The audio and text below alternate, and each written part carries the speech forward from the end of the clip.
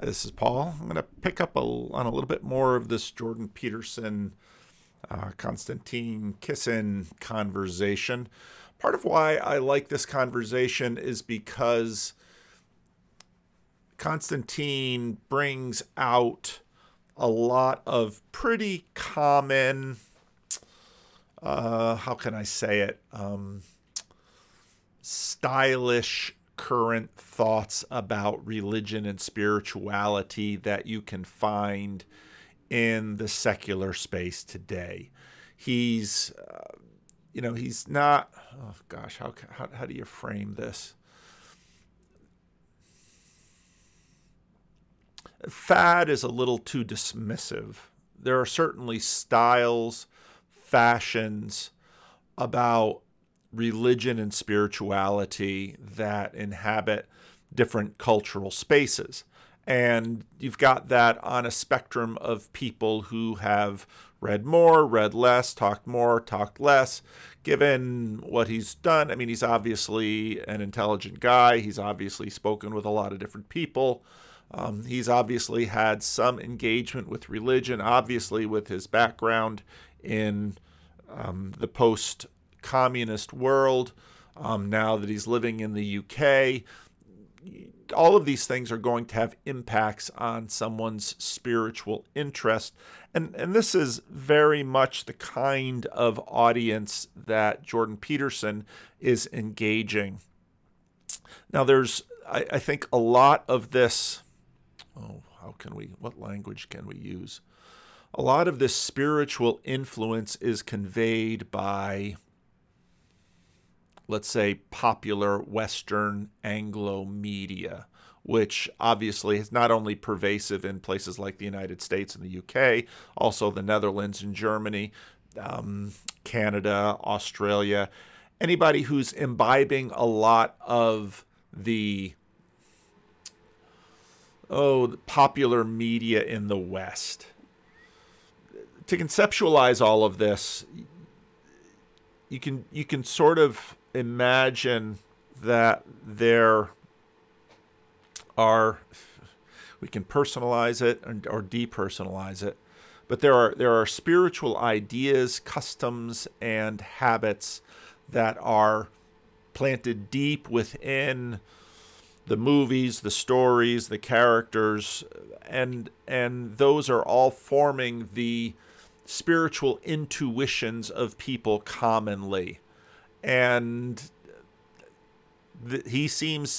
Konstantin seems to have pretty much a pretty common packet of them. There's lots of variation, but he's sort of, in his own words, he's sort of high status, affluent, now not dismissive of religion. That's religion. Grimgriz, poked around at the use of the word. And in many ways, this entire conversation is about the use of this word and what on earth we mean by it. So in the first video, we poked around a little bit at his idea that basically listening to his intuition is his religion. You wouldn't say that his intuition is his God, but in some ways his intuition is the Holy Spirit, and he sort of does what the intuition says. And Peterson, it's interesting because among in this moment in the evangelical culture war, there's a lot of back and forth over winsome. And Jordan, in many ways, in these conversations, if you go all the way back to, let's say, Matt Dillahunty and Sam Harris, Jordan has gotten increasingly winsome in these conversations. Now, I get a lot of complaining on Twitter and in YouTube comments about any attention I give to Jordan because you don't like Jordan's politics, or you basically have Jordan mapped out as a bigot because he's homophobic, or he's playing around with ideas about climate change and the Ukraine war, and he should stick to his lane, etc., etc., etc., etc. On Twitter, I engaged someone who was making these complaints, as he has before, and I pointed John Howard Yoder out to him. John Howard Yoder is likely the preeminent Anabaptist theologian of the 20th century in North America. And he also had a serious Me Too problem that came up late in his life. Now, do you just sort of wave away everything that John Howard Yoder did because of these issues? I think most of us can.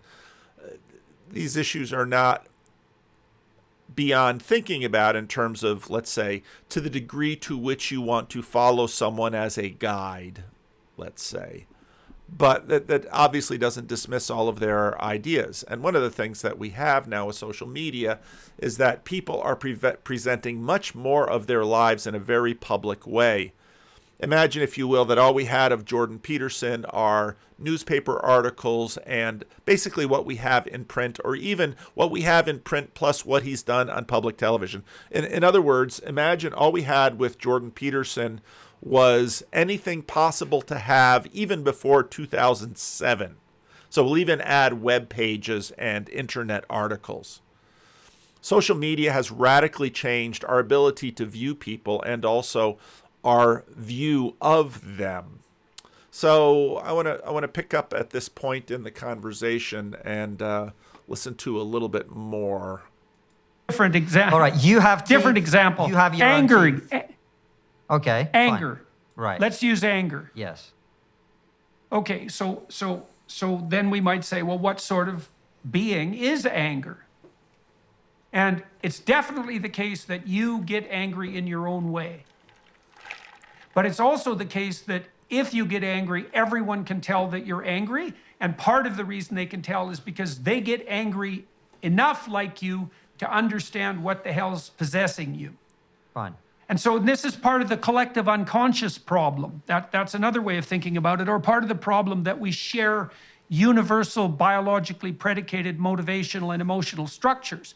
There's an element of it that is idiosyncratic and that's unique to you. And, you know, religiously speaking, that would be the personal nature of your relationship with God, which isn't trivial. But then there's a universal... Or in this case, your personal relationship with your relationship with anger. And you'll notice how this is migrating because, of course, Jordan Peterson says, you know, the being that's anger. And so right away we understand that anger is a personality. And again, a bunch of you, maybe not you who are still watching me, a bunch of people who used to watch me, a bunch of people who are still in this conversation 2 or 3 years ago, right there would say, well, anger is a behavior. Anger is an emotion. Anger, and Jordan sort of backs up the clock by saying, oh, now, wait a minute. There's actually a very long tradition of talking about these in other terms, and technically, in psychology, anger might be more likened to a personality, or anger is anger is a multi-personal thing that we all participate in, and that's why I can notice anger in you because I notice it in me. And so there's something about anger that bridges us, and that can certainly have a psychological, it can certainly have a cultural. You know, different cultures will probably express anger in somewhat different ways, but also in some common ways. In other words, our understanding about the nature of these things is quite a bit more sophisticated. And he's trying to update it from, let's say, the modernist frame, which imagined that, well, we're all these sort of objects in space. Reality of it, right? Because if your intuitions, for example, were so idiosyncratic that no one else at all experienced them, you could not communicate with anyone else. You certainly couldn't live with other people, right? You'd be so far afield from the norm. And this does happen to people, by the way, who are absolute creative geniuses from time to time. But most of the time, that voice that's speaking to you speaks in a voice that's similar to the manner in which the voice speaks to other people. Which is also why I think we have... In other words, he's making the point that I made in the first video, that your intuitions aren't sort of, you know, divine, you know, God shooting down into you. Your intuitions and your emotions aren't divine, they are formed. And you would imagine that in a world so deeply penetrated by let's say materialism, and that everything is sort of emergent, that this would be obvious.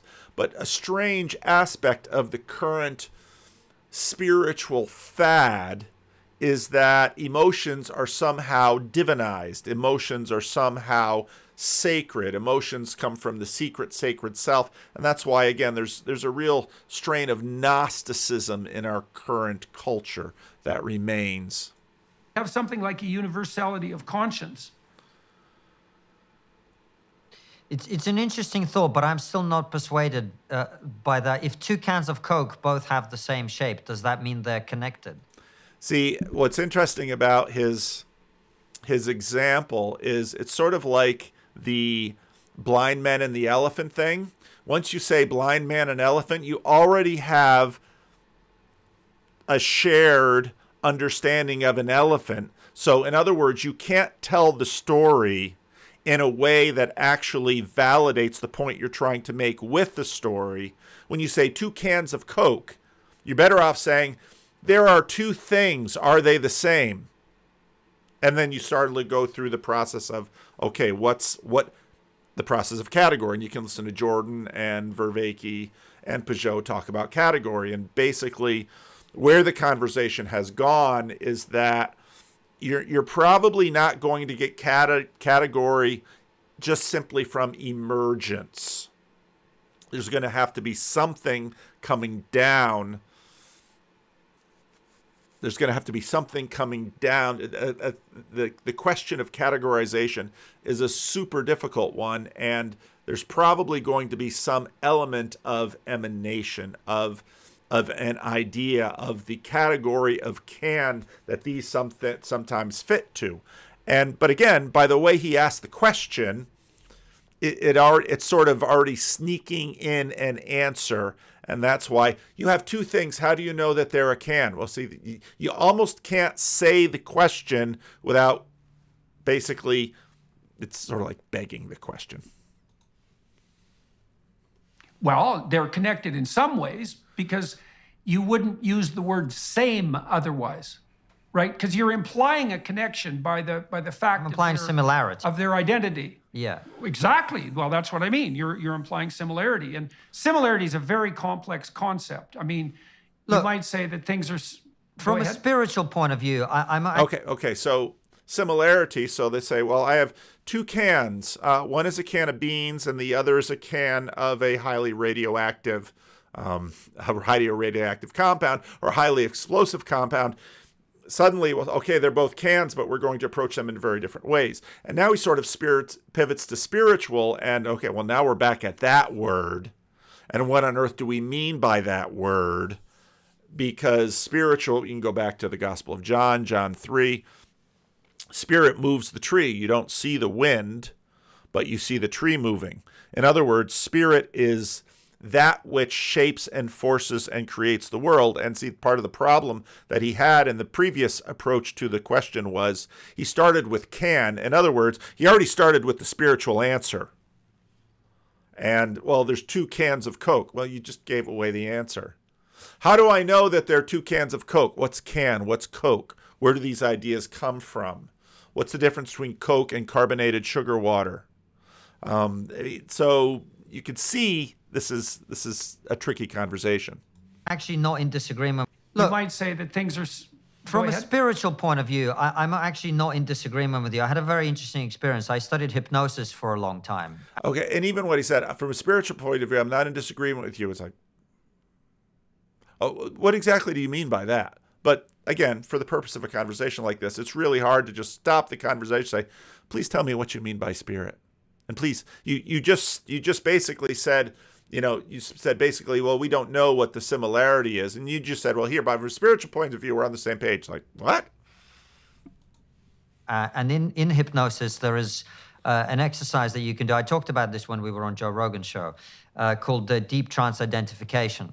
I don't know if you're familiar with this, but what they do is essentially once someone is in the deep state of trance, your identity can be treated sort of like a set of clothes that you can take off and put on someone else's identity in that state and try. That's in some ways a nice analogy to emanation. So you have the person with all their characteristics, and suddenly you clothe yourself with another identity. All right. In fact, the Apostle Paul uses that analogy in the New Testament. Clothe yourself with, the works of the Spirit, not the works of the flesh. It out. And people will often use this to pick up the habits of people that they wish to emulate or things like that. And when we were doing these exercises in this hypnosis class, first I did it with this very sweet, gentle South African lady who wanted to try on some kind of American preacher. And when we went through the process with her and she opened her eyes, she was that guy.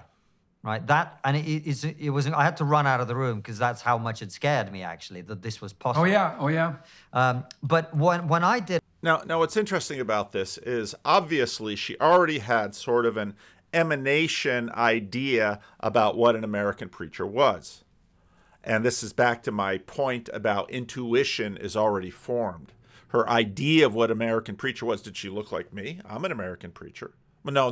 That it's sort of this identity. It's this archetype. It's out there in movies, and you see them trotted out in movies. And I always watch them, and I think, yeah, that's supposed to be a preacher, and I'm a preacher, and I'm not that, and I don't want to be that, and so on and so forth. Now, if she had asked to, let's imagine that she had zero experience, and see, I can't even make a sentence here without having to rely on. Okay, so I'll say, well, let's say she wanted to inhabit the female medicine assassin of the Mabingo tribe in Mozambique. I just made all that stuff up. Now, if she had absolutely no understanding of it, well, then suddenly you'd say, and then let's say suddenly she begins speaking in a language that she never heard, and nobody else in the room had spoken a language that they ever heard, and somehow you could record it and videotape it, and then you could go down to Mozambique, and you could find the Mabingo tribe, and you could find the very rare medicine woman assassin of the Mabingo tribe, and there suddenly you realize, oh, she was able to a la hypnosis speak in a language that she didn't have, there's no way on earth she ever could have known. And then you've got, of course, the amazing Randy and his, I don't know if he's still running that thing, the $1 Million Quest, and would the amazing Randy cough up $1 million because suddenly now we have a spiritual reality, which is, see, nobody will ever, because you can't, no, I should finish my sentences. No one will ever pay out, because in many ways you can't prove a negative. You can't prove that she never had any experience with the Mabingo tribe in Mozambique and the medicine woman assassin that of which there were maybe one or two available within the 20th century that were documented by an anthropologist, et cetera, et cetera, et cetera. But no, she manifested a well-worn archetype, stereotype of an American preacher, and she did it so well that this guy freaked out and ran out of the room. Whereas if she had manifested something that he had never seen or heard of, well then, and I know a bunch of you are Roman Catholics and you're thinking about exorcists and you're thinking about all kinds of stories where people start speaking languages that they cannot know and they do not know. And the world is full of some very strange things. And it's funny that we're using the word spiritual because obviously the idea would be that, let's say, through some means a spirit came upon her and inhabited her and acted in a certain way, even though now, once we say hypnosis, we're saying, okay, well, that's something that we sort of understand. All right. And here's an archetype that we sort of understand. Okay. But, deep beneath his faith and his intuition is, in fact, sort of an enchanted idea of intuition that he's going to, that he sort of halfway believes, can't really defend, won't really defend because he'll probably lose status in a secular world, but These are all the kinds of things that all the kinds of doors that we're knocking on here. I had a different. I'm very disagreeable generally, so I try to be difficult whenever I'm doing anything like this. So rather than being a person, I went, what if I try to identify as the universe, whatever that is, in this process, right? And when... Okay, now remember the point that I just made? You still have that point. Okay, well, let's... What do you mean by the universe? Well, everything. Oh, okay. Do you know what it feels like to be a duck-billed platypus? Do you know what it feels like to be a cocker spaniel? Do you know what it feels like to be a housefly? In other words, we're going to run an astoundingly imaginative experiment, and we're probably going to leverage how many different mappings that we sort of implicitly absorbed from movies and whatever things that sort of felt spiritual, and one connected to all sort of things. And what's really incredible here is that we started this by saying, well, I don't believe in a God, basically a transcendent God. I just sort of have faith in my intuition. But now suddenly we're going to flip over and we're going to say, well, I'm going to like self-hypnotize myself so I imagine that I'm, have the consciousness of the universe. You just have to say, now, wait a minute. Jordan was just working on you with respect to the idea that even with something as simple as anger, you're participating in something that is formed within you culturally. And for that to actually work, there's a deep connection between you and these other people. And part of what's amazing to me is, and what you find in this conversation, which is so common that you hear out there in sort of spiritual chatter among people, people will on one hand say, well, I can't believe in a creator God that sort of transcends the universe, but everything is connected. I figured that out when I had my psychedelic trip, that everything is connected. It's like, no, wait a minute. You'll have a little bit more coherence if suddenly divinity is something that we're all sharing. If you're sort of a pantheist, even moving towards a word that Luke wants me to say, which I'm not going to say. So if there's a sort of a pantheism around there, and this to me goes all the way back to C.S. Lewis's comments about pantheism, which is that, well, basically the shoe fits, because pantheism is almost the definition of religion. I should just probably pull that little quote up. This is C.S. Lewis's book, Miracles. His chapter, Christianity and quote-unquote religion, begins with, those who make religion their God will not have God for their religion. Having eliminated the confusions which comes from ignoring the relations of thought, imagination, and speech, we may now return to our question. The Christians say that God has done miracles. The modern world, even when it believes in God, and even when it has seen the defenselessness of nature, does not. It thinks God would now he's really dealing with something that was much more deep in the 20th century than it is now. Not that people are, it's much easier to find a lot of people out there that will say, and that this has always been true, oh, miracles happen, such and such and such, but they're a little vague on the whole thing. It thinks that God would not do such a sort of thing. We have any reason for supposing that the modern world is right. I agree that the sort of God conceived by popular religion of our times would almost certainly work no miracles.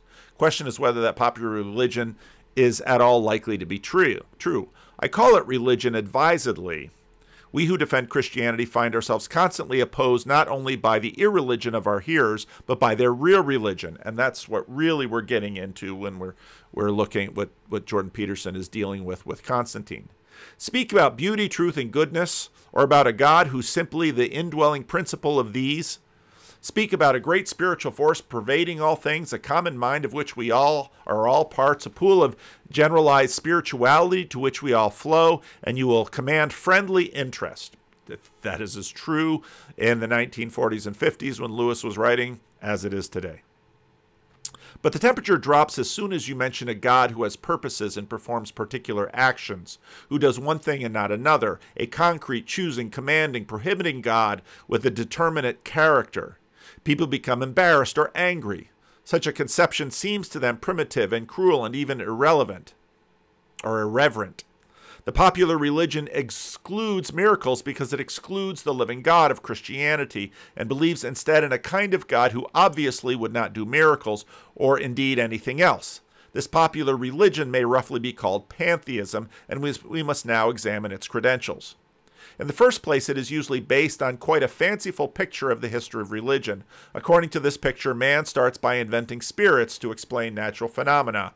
At first, he imagines these spirits to be exactly like himself. As he gets more enlightened, they become less man-like, less anthropomorphic, as the scholars call it.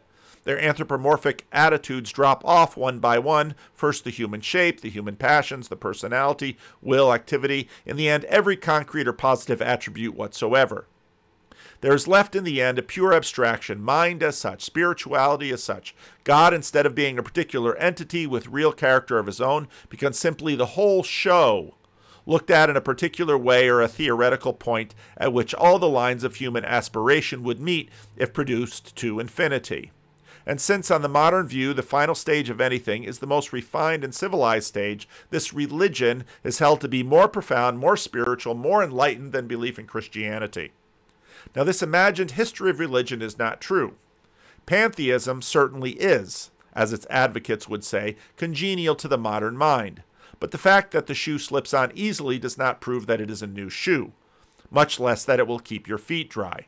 Pantheism is congenial to our minds not because it is the final stage in a slow process of enlightenment, but because it is almost as old as we are. It may even be the most primitive of all religions, and the orenda of a savage tribe has been interpreted by some to be an all-pervasive spirit. It is immemorial in India. The Greeks rose above it only at their peak, in the thought of Plato and Aristotle. Their successors relapsed into the great pantheistic system of the Stoics. Modern Europe escaped it only while she remained predominantly Christian, and Giordano Bruno and Spinoza returned to it. With Hegel, it became almost the agreed philosophy of highly educated people, while the most popular pantheism of Wordsworth, Carlyle, and Emerson convey the same doctrine to those on a lower cultural level. As far as being the final religious refinement, pantheism is in fact the permanent natural bend of the human mind, the permanent ordinary level below which man sometimes sinks under the influence of priestcraft and superstition, but above which his own unaided efforts can never raise him for very long. Platonism and Judaism and Christianity, which has incorporated both, have proven the only things capable of resisting it. It is the attitude into which the human mind automatically falls when it is left to itself. No wonder we find it congenial. If religion means simply that what man says about God, especially if God is everything, looking at the universe through the universe, and in fact, today, the most common circumlocution, people give up a belief in God and they'll talk about the universe doing this and that, and then they'll look for blessings from the universe, and universe sort of becomes the substitute for God, and this is exactly C.S. Lewis's point. And not what God does about man, then pantheism almost is religion. And religion in that sense has, in the long run, only one real formidable opponent, namely Christianity. And on he goes from there. So prepare yourself for more of that. Okay, come on, mouse. There we go. Back to you. When I was doing this, all I could feel was try to identify like this. So rather than being a person, I went, what if I try to identify as the universe, whatever that is, in this process, right? And when I was doing this, all I could feel was my heartbeat slowed down, and it was really the only thing that I was conscious of as it was happening. And I could feel my heart expanding, and the two things happened simultaneously. One, I felt an infinite connection with all other human beings. Remember what he just started saying earlier?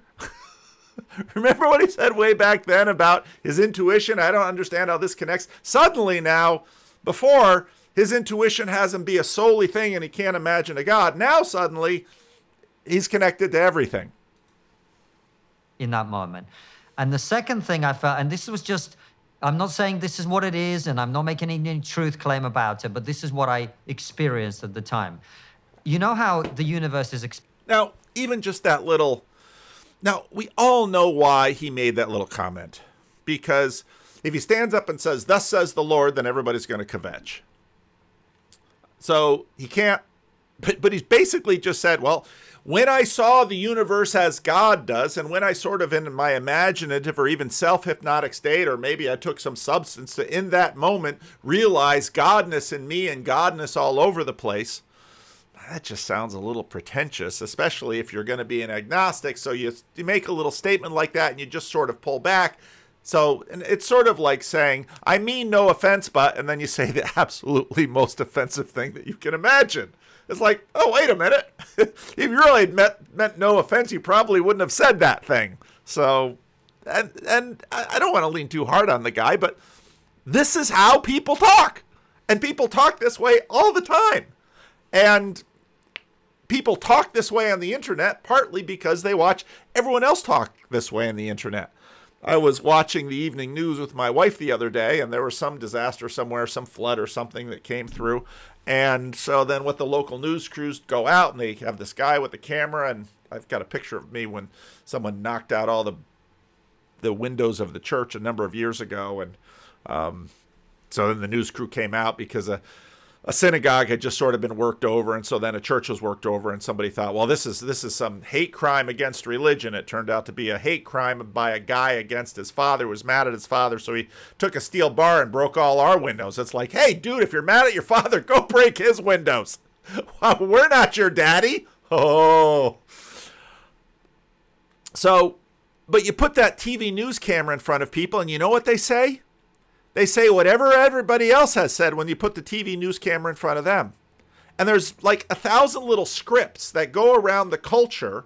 And it's like, well, when there's a natural disaster or people are hurting or and they put the news camera in front of you, you say exactly what everybody else says. And what's really funny is if you sort of stopped them on the street and said, now, do you know the scripts of what to say when the news camera's in front of you? They'd say, I have no idea. Nobody's ever written this script or given it to me or showed it to me. And I've never sat down to try to memorize it just in case a TV news crew comes. Yet when the TV news crew comes, boop, out comes the strip. And he says, most people say exactly what just about everybody else says. And that's exactly what's going on here. So these are all scripts that he's picked up by watching how many spiritual people talk about things. And I'm not trying to pick a Christian versus non-Christian game. Christians are just as bad. Because as a pastor in a church, what you do is you have Sunday school class and then you ask people questions and people give you all the same answers that they've heard other people give.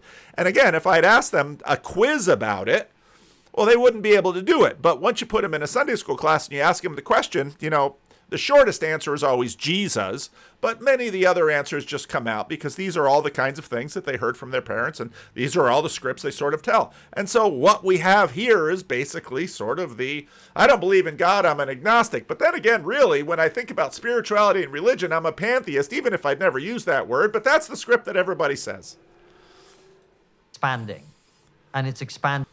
I'm not saying this is what it is, and I'm not making any truth claim about it, but this is what I experienced at the time. You know how the universe is expanding, and it's expanding at an accelerating rate. The thing that... So we're going to pull a little bit of modern physics in that the vast majority of us have absolutely no understanding, but somehow we heard somewhere that the universe is expanding, so I'm going to stick that in my script. I mean, I want to say popped into my head, but it didn't feel like it popped into my head. The thing that I experienced was, what if the universe expanding is a half a heartbeat of some greater organism to which we're all connected? So I am entirely... Did you ever watch Horton Hears a Who? Kind of the same thing. Open to the possibility that we are connected. And the truth is that part of my hesitation to call myself religious is not even the bearded guy in the sky in whom I don't believe, because I don't believe in him. It's also the fact that I'm just very wary of I'm trolling you about the beard. How many comments were there about the beard in the last video? You know what? It's just the beard. It grows on my face unbidden. You know what? Those of you who haven't been around long enough to know that my beard has cycles like the moon, get used to it. Religion being a perverted way of having that conversation. I don't believe, because I don't believe in him. It's also the fact that I'm just very wary of organized religion being a perverted way of having that conversation that can lead to a lot of problems. Now, what's really funny here is, of course, that it was on a Rebel Wisdom campfire thing, and I remember Paul Kingsnorth was there, and well, maybe Eastern Orthodoxy will be like the right form of Christianity that doesn't have all the violent legacies of control and tyranny like Catholicism and Protestantism. He's just like, Catholicism and Orthodoxy have both been state religions. I wrote a big thing about that on Voices today. Anyway, let's continue. Okay, well, so look, fair enough on all fronts. And let me address those points one by one. We'll get back to the Very winsome when it comes to this. Identification with the universe notion here in a moment. But on the I'm afraid of organized religion front, look. Wary. There's one of the things hey, man, fair enough. And I think that's the evil uncle problem, is that like every organized social unit has a proclivity to degenerate into a willfully blind tyranny. And that's part of the existential reality of mankind. Now, one of the things I've observed about Harris and Dawkins, and this is particularly true of Sam Harris, is that Harris is very concerned with the problem of evil, and validly so, and deeply so. He's committed his life to it. And he would like to establish an objective morality. And the reason he would like to do that is because he believes in the reality of the objective, and he also believes in the necessity of the moral because he's concerned with evil. And so now, it's really important. I mean, Peterson is getting better and better at this stuff. And it's really important to sort of slow that down. Okay, he wants an objective morality. Well, what do you mean by that? What do you mean by objective? Why are we talking about that when we started out with sort of a religion of personal intuition and then slid easily into the old worn shoe of pantheism, but then sort of made rebuttals about that, and Peterson wants to say, okay, but what is really the motivation behind all of this objective talk about objective this and objective that? Isn't it sort of like, well, we're getting back to the old thesis, if you go all the way back to 2017 and 2018 when we started talking about Peterson and all this stuff that, the Protestants and the Catholics were fighting about. Well, if we only get a really good text of the Bible, if we have it like in black and white, then we can agree. That didn't go so well.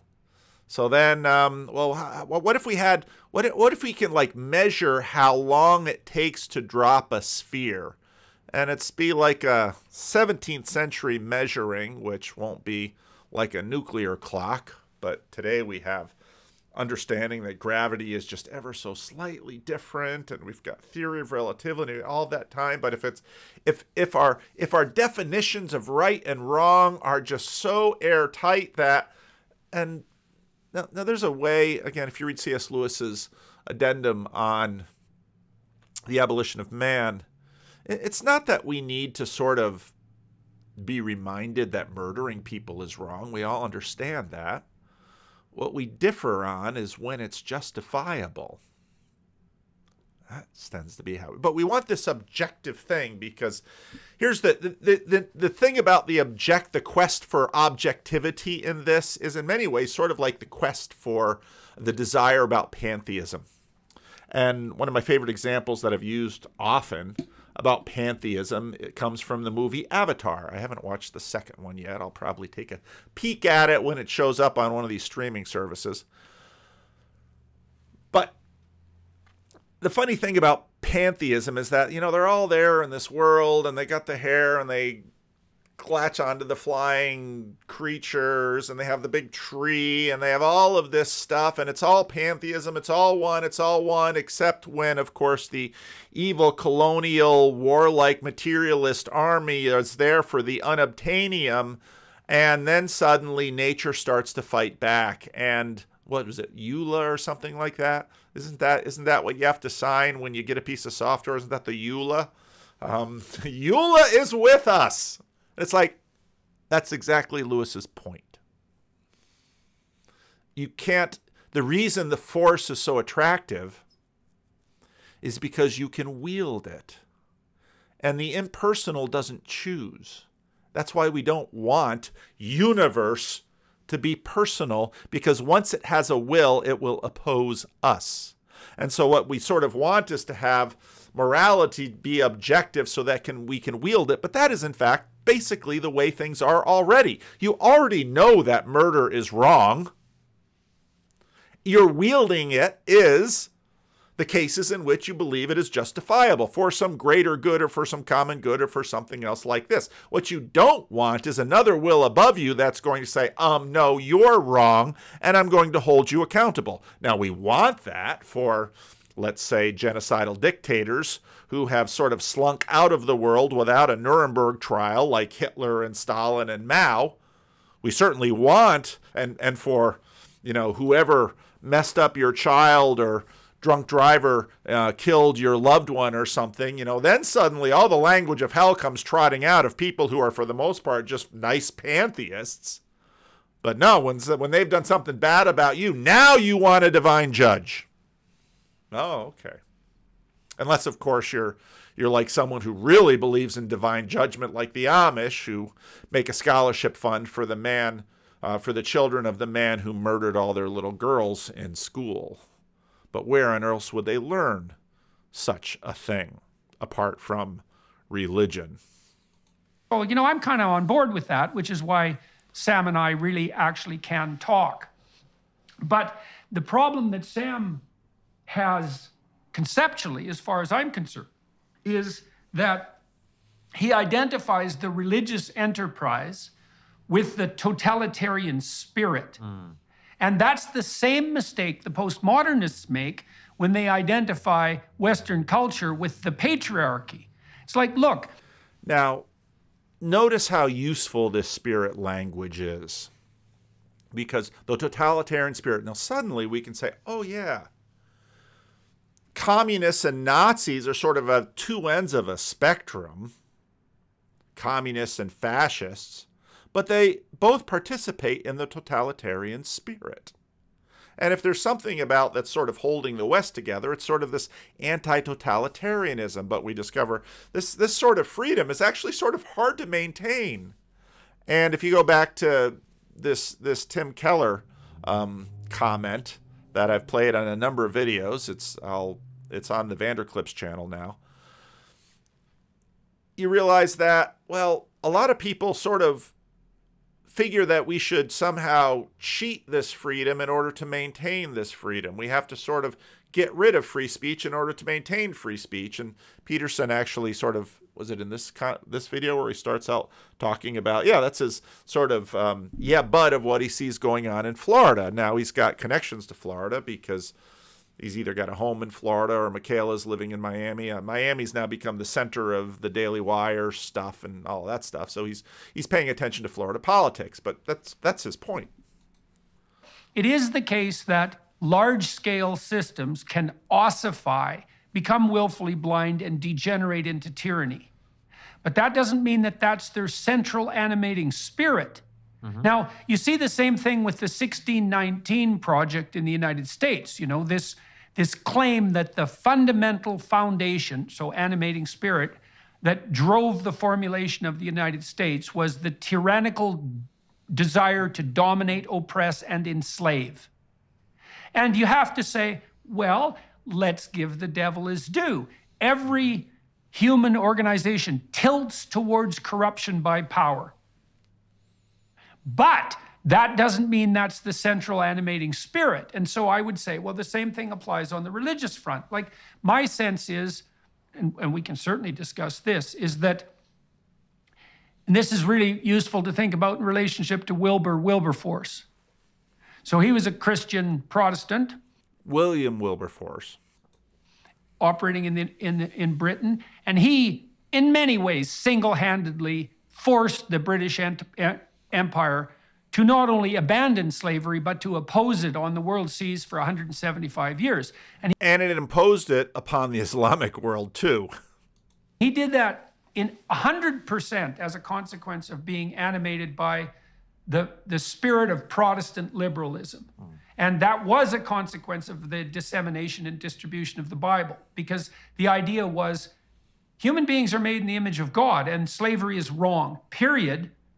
That's a transcendent truth. And economic rationale be damned, there's no excuse for it. And so I think the problem with the skepticism that you're expressing in relationship to the religious enterprise is that it doesn't sufficiently separate the wheat from the chaff. I see what you're saying, but we're not disagreeing, because let me take you back to the beginning of this conversation. Wheat from the chaff, of course, another biblical reference. When I did say to you that I believe religion is useful, right? And I'm fond of, I can't remember. Good for thee, but not for me. Who said this, but someone said that the poor believe religion is true, the middle class believes it's false, and the rich believe it's useful. There we go. There's that quote. That's a good quote. I'm gonna have to. That's one of those that you just sort of tuck in and say, "Oh, that's a good one." Or the powerful believe it's useful. I'm not powerful or rich, but I certainly consider it useful, and you're above average, powerful, and rich. I can see that the lack of it has its negative impact as well. I just don't wish to submit myself to a rigid ideology of that kind, combined with... And now we're back to Lewis's point. This is where Lewis ends the chapter. Men are reluctant to pass over from the notion of an abstract and negative deity to the living God. I do not wonder. Here lies the deepest taproot of pantheism and of the objection to traditional imagery. It was hatred not at bottom, because it pictured him as a man, because it pictured him as king, or even warrior. The pantheist's God does nothing, demands nothing. He is there if you wish him, like a book on a shelf. He will not pursue you. You can wield the Force. The Force is your servant. And in fact, if you look at Christian Smith's work, even Christians sort of slide into moralistic therapeutic deism, where God is sort of a cosmic butler. And you can have Dennis Prager will talk about that during the Exodus seminar. The pantheist's God does nothing, demands nothing. He is there if you wish him, like a book on a shelf. He will not pursue you. There's no danger at any time. At any time, heaven and earth should flee away at his glance. If he were the truth, then he could really say that all Christian images of kingship were a historical accident of which our religion ought to be cleansed. It is with a shock that we discover them to be indispensable. We've had a shock like that before in connection with smaller things. When the line pulls at the hand, that's why people like to fish. You've got that water, that mask in front of you, and you put that little thing in there and you just wait. And it's like, and it's just that moment of, I'm in contact with I've somehow developed a line of consciousness with, of all things, a creature quite different from myself, a fish. When the line pulls at your hand, when something breathes beside you in the darkness. So here the shock comes at the precise moment when the thrill of life is communicated to us along the clue that we have been following. It is always shocking to meet life where we thought we were alone. It is shocking to meet agency where we thought we were alone, the agent in the universe. Look out, we cry, it's alive! And therefore it is the very point at which so many draw back. I would have done so myself if I could, and proceed no further with Christianity. An impersonal God, well and good. A subjective God of beauty, truth, and goodness inside our own heads, better still. A formless life force surging through us, it's practically writing Star Wars. A vast power which we can tap, best of all. It makes no difference how heavy, young Luke. Here comes a moment when the children who have been playing at burglars hush suddenly. Was that a real footstep in the hall? There comes a moment when people who have been dabbling in religion, man's search for God, suddenly draw back, supposing we really found him. We never meant it to come to that. Worse still, supposing he found us. The fact I don't believe in the big guy in the sky, right? Okay, so let's not make it, okay, so let's agree that you shouldn't subordinate yourself arbitrarily to a rigid structure. Now, you might want to do that sporadically to do. Notice Peterson's getting really good at this. There's a lot of definition. Discipline yourself. Right? But the object shouldn't be submission. Now, what's weird in the biblical narrative, you know, is that the goal is not submission. It's so weird. It's covenantal relationship. And covenantal relationship is actually relationship. So one of the things you see... Protestant. We're getting very Protestant. Now, I don't mean Protestant because I think a lot of what Jordan is actually doing is I think he's working to end the protest. And I think the protest, we're making progress in ending the protest. And we might even get to the point, maybe if the Orthodox come along, that the whole family comes back together. That's the goal. That's the goal. God wants his family together. Luke 15. See with Moses, for example, and you also see this with Abraham, is that they're constantly negotiating with God. That's why the name of my next book, by the way, is We Who Wrestle with God. It's a negotiation. It's not a submission. And so God is always threatening to wipe out the Israelites in the desert. He's just sick and tired of their idol. Now, it's important to understand that Peterson plays in hyperbole. Now, that is not a bad thing. Jesus plays in hyperbole. If your hand causes you to sin, cut it off. You don't see a lot of one-handed Christians walking around, and a lot of hands have, brought people to sin. Part of Jesus' message is that it's not really your hand that's causing you to sin. So he's got hyperbole here, and don't take it too far. It's hyperbole. Worship and their whiny resentment in the Israelites in the desert. He's just sick and tired of their idol worship and their whiny resentment in their... Because it is both, in fact. There's certainly submission, but it's not blind submission. And again, the best analogy is the analogy that Jesus gives of the parent and child. The good child submits to the good parent. Why? Because the good child trusts the good parent. Why? Because the good parent has been seen as trustworthy. Now we're back into theodicy territory here, but that's the metaphor. Bitterness and their worship of the past tyranny. And he's constantly threatening just to wipe them out and start again. And that's the apocalypse, I suppose. And Moses is constantly interceding on their behalf and telling God he shouldn't break his word. And the odd thing in the story is that God actually listens, which is rather preposterous. But the reason that's happening is to mitigate against... And see Genesis 18, when God listens to Abraham and their negotiation about the demise of Sodom. Exactly the problem that you described, which is to have the relationship with the transcendent degenerate into nothing but a blind obedience. And then the danger of that is, well, a blind obedience to who? And I see this as a threat in Islam, in the more fundamentalist forms of Islam. It's like, well, you should submit to Allah. It's like, hey, fair enough. Allah as interpreted by who? Oh, totalitarian, misogynistic mullahs. How about no? I don't buy your Allah, and I don't see who made you the right, precisely. And even if I believe... We are indeed Protestant. In the bearded guy in the sky, I'm not sure I need a middleman to talk to him, right? Well, that makes you a good... Now notice what has happened here. We started out with sort of intuition, and then we're sort of into pantheism, and then we're sort of dealing with, well, yeah, the submission thing, but now it's not just submission, it's sort of the taproot, and now we get into our epistemic anxiety. I'll decide for myself. And that's really part of the point of ending the protest, because, again, the Protestant Reformation was one of these deep retconning movements through history. And truth be told, it's really hard to find people who, even in Orthodox and Roman Catholic circles, aren't at least some deep way impacted by the Protestant. I've said it before on my channel. If I were to, let's say, people often ask me, well, Paul, why aren't you Roman Catholic yet?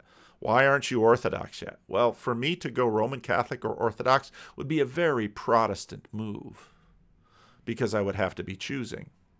And here I am. I've addressed this in some of the question and answers. Here I am, staying in my denomination, blooming where I'm planted, for as long as there's a CRC garden to bloom in, I suppose. Good Protestant. You know? Well, maybe but that's talk to him. it's a Believed big in problem. the bearded guy in the sky. I'm not sure I need a middleman to talk to him. Right? Well, that makes you a good Protestant. You know? Well, but maybe but that's look, what we could well, we could also go down that rabbit hole a little bit, you know, and it's worth it, because I also think this is how we ended up in this postmodern excess liberal conundrum. So Jung talked about Catholicism, as we mentioned, and he talked about the utility of and mercy of the confessional and that possibility of atonement. But he also laid out, you know, the dangers of that. The dangers of the Catholic structure is, what would you say, a tilt towards authoritarian rigidity, which is what the Protestants rebelled against. But then the question is, well, what's the danger of the Protestant Revolution? And the danger is that everybody becomes his own church.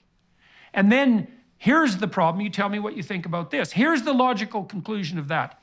You're your own church. See, Peterson is working through the history. It's good. You're your own God. Now you can say what God said to Moses out of the depths of the burning bush. You can say, I am what I am. And I would say that's what the identity politics types do. They say, look, I am so superordinate in my own self-defining identity that no matter what identity claim I put forward, it is incumbent upon you to accept it as if it comes from an omniscient source. And I think, as far as I can tell, Constantine, that's where we are, right? Increasingly by force of law. If you make an identity claim, no matter how preposterous, which implies that there's some limit to identity claims, by the way, like I have to accept, well, there's... Now, if you go back over 5 years of video, there's actually quite a few videos that connect to this. I think it was a conversation a number of years ago. It was James Lindsay and Benjamin Boyce, and made the observation that the one thing that the wokester deconstructs everything except for their own particular aspect and experience of oppression. All right? It's the one thing they can't and won't deconstruct. Okay. What is the thing that you can't and won't deconstruct? That's actually your frame. Okay. Your frame is the way in which you view the world. It's the one presupposition. It's the one assumed thing, because you need a fixed point in order to figure out the relationship of all the other points. That's the issue with the frame. Now, if you go back, you can find a video I made of God as sort of the frame of all frames. And so very much what Peterson says right here, which is correct, is that the one thing you can't deconstruct is your God. Your experience of oppression, let's say, of being a black person, or of being a gay person, or being a transgender person, or being a Native American person, or whatever oppression that is. And now sort of what happens with this retconning of wokeness is that there's this great line in Burge's book on Girard about mimetic desire, that when you engage in mimetic rivalry, you become like your rival. And so now with a lot of the anti-wokeness, we just have a lot of white people walking around playing the victim too. And it's like, oh, it's just mimetic rivalry. You've just joined the dance. And now the one thing you won't oppress, you won't deconstruct, is your whiteness. And so, in other words, in this grand scheme to eradicate racism, what we wind up doing is creating a whole bunch of white racists. I mean, that's part of the irony of this entire movement, is that your anti-racism is just making more people racist. And plenty of people have pointed that out. That's not new to me, but it's certainly what we see happening. One example in Ontario right now that's become famous for its surreality. So there's a female teacher in a suburb in Toronto who has decided at the ripe old age of something approximating 50 that he's actually a woman. But he's not just a woman, man. He's He's the earth goddess herself, and he wears these like 144 quadruple D prosthetic breasts. I don't know if you've seen pictures I have of this seen character. that. I'm sure Right, that's with exactly these what she is. Yeah. Yeah, well, exactly. She's an And that's why it goes to goddess. It's where it has to go because it's the frame. embodiment of that primordial So Jordan, earth goddess. am I hearing Sure. you But correctly? If I look at what you're saying, then are you suggesting that we need God to agree on truth? I'm saying is that spirit which would enable us to agree on truth is, for all intents and purposes, equivalent to God and necessarily so. So without that, we cannot agree on what the truth is. Okay, so look, I've been having the same conversation I'm having with you with Douglas Murray. Okay, and with Jonathan Pageau at the same time. Now, Murray was very attracted by outright atheism, and he was tempted and invited, as far as I can tell, to be part of the four horsemen of atheism coterie, right? But it's been very interesting talking to Douglas in recent years because he's got to that point that you described, which is, let's say, the aristocratic position that religion is useful. But he's actually stepped past that and doesn't know what to do with it. And I think that's the case for many people on the more traditional front now, is that, well, the metaphysic that unites us has to be grounded in something that isn't merely political and semantic. That's the... It has to be grounded in something that's outside us and outside our system. Peterson made this point in the first point in the first biblical series on Genesis that he'll make the same point now. We'll just let him. That's the right way of thinking about it. There has to be something transcendental about it, akin to that experience you had. Of connection to all humanity, yes. Okay, now look, Sam Harris thinks the same thing, which is why he's off in meditative space half the time, right? Not just connection, but above. He has an unnameable God because then his semantic brain can't tear it to shreds. He understands that it's necessary to dip into the realm of the transcendent sporadically in order to renew yourself. You know, and he'll say, well, that's not religious. It's like, well, it's not totalitarian and it's not systematic. But that doesn't mean it's not religious. And then Harris, of course, his approach falls prey to the same problem as a kind of abstract Buddhism, which is, yeah, well, that's all well and good on the transcendental front, but how do you make that manifest in life, and how do you unite other people in that ethos? And that's a practical problem, and you need intermediary structures to do that. Well, that's why I think religion is useful for uniting most people, because So these poor people out there that just aren't smart enough or wealthy enough or cool enough or whatever, they need religion, but me, I'm above it. Yeah. my experience is they need it. I have many people in my life and in my family who cannot process their fear of death without religion. They just can't deal with it. And they all mask it, and they all kind Oh, is that what it's for? of deal with it in one way or another. But it is having the sense of something above them in that particular way that gives them the comfort to live their life. And there are other people who maybe don't need it. I certainly don't. Okay, to live their life. No, you really mean to behave properly, to be on the same page, to be a good citizen, to be a good neighbor, to be a good family member. Because if living my life basically boiled down to attacking all the men and raping all the women, well, there's my life. You say, no, that's not the kind of life one ought to live. Oh, really? Say more about that, ought. I enjoy my life. I know I'm going to die. I know that my life only, this is my experience and my view, my life only has the meaning that I give to it. And I get to choose that. Now, really?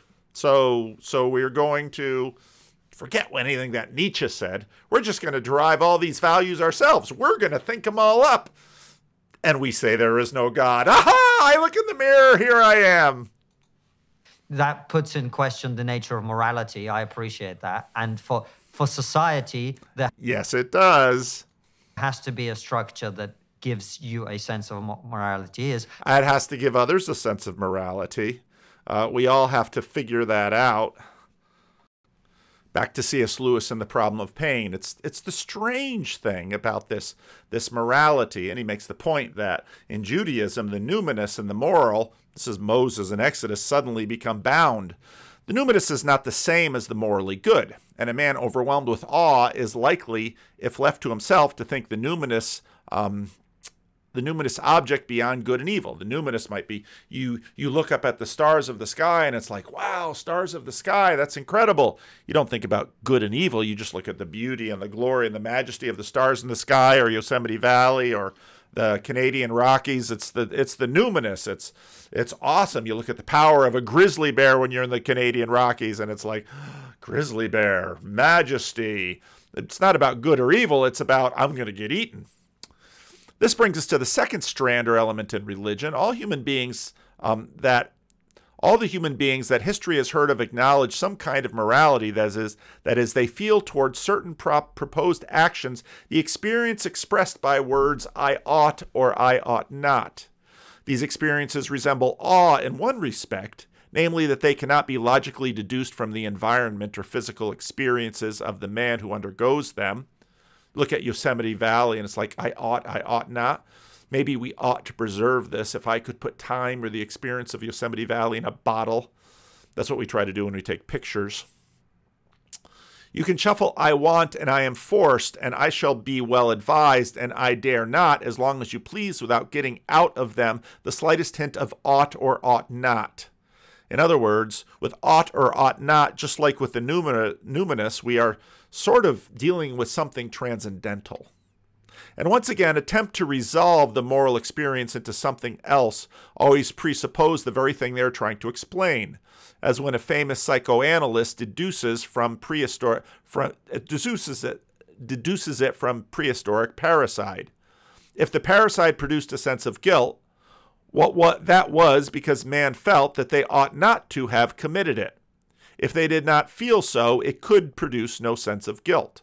Morality, like numinous awe, is a jump. In it, man goes beyond anything that can be given in the facts of experience. It has one characteristic too remarkable to be ignored.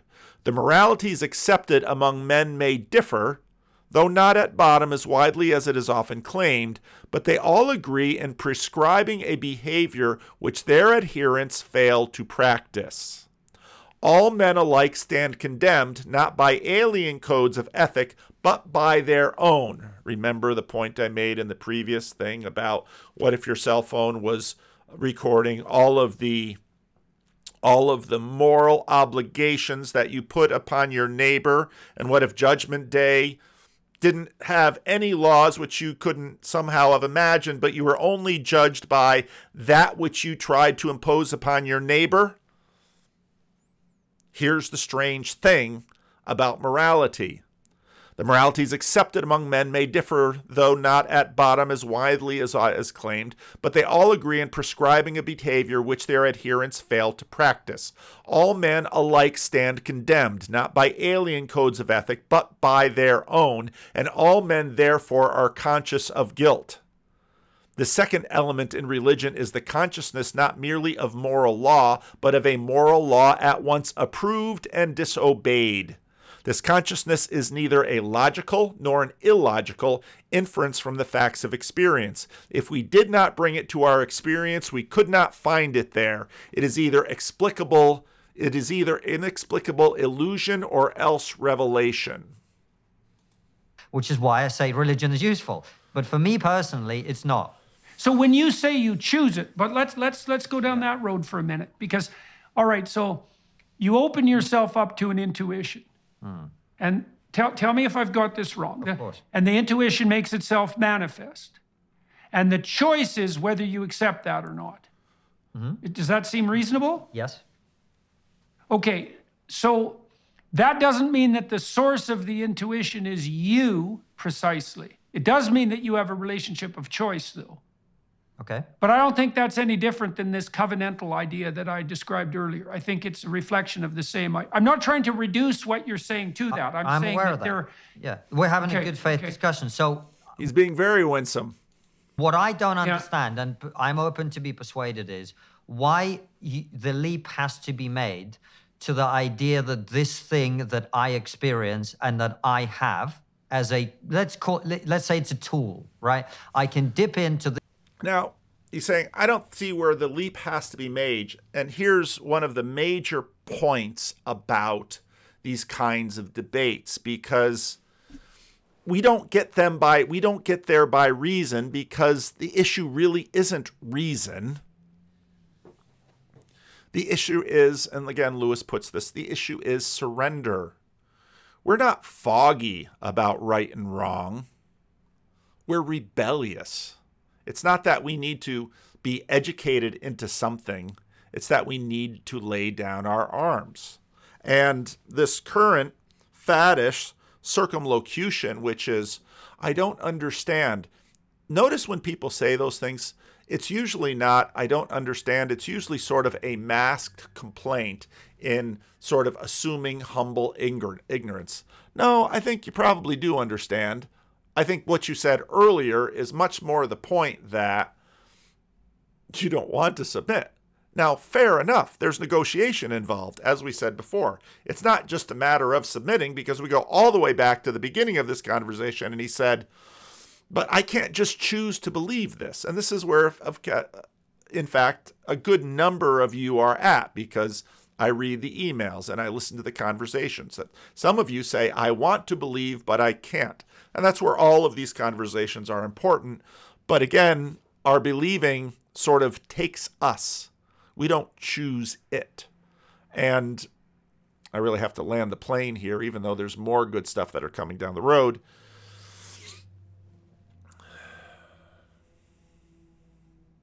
I'll say two things. One is, being the Calvinist that I am, it chooses you. You might say, well, that makes me terribly impotent. Is there nothing I can do? No, I didn't say that. I said it chooses you. Well, what can I do? Well, I would say to embed yourself in a community that has been chosen, because that choosing does in fact get contagious, which everyone will agree. Well, the children of believers tend to believe. See, it's contagious. It's spread from parent to child. Always, not always. Perfectly, not mechanically, but birds of a feather. So if you want to believe, you have to share life with people who do believe, and eventually you will start believing the belief. That's how it works. That's not rocket science. Can you promise me if I do that, it'll happen? No, because it is in fact a gift. But your odds are much better if that's what you do. So, yeah, I am out of time for right now. We'll have to see if I get into this one some more. It's a very fertile conversation. I hope what I've said has been helpful to you, and leave a comment if it has.